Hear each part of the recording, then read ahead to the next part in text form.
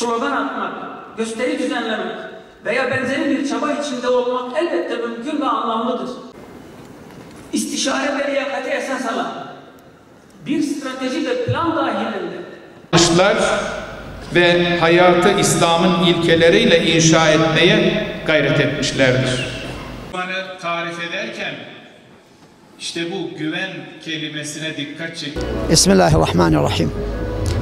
حقيقة يجب على علماء المسلمين واجب كبير أكبر من الشعوب، عليهم أن يحركوا الأمة وأن يتحركوا، وعليهم كذلك أن يكونوا قدوة في المقاومة وقدوة في العطاء وقدوة في البذل وقدوة في المظاهرات وقدوة في كل شيء، لأنهم ورثة الأنبياء.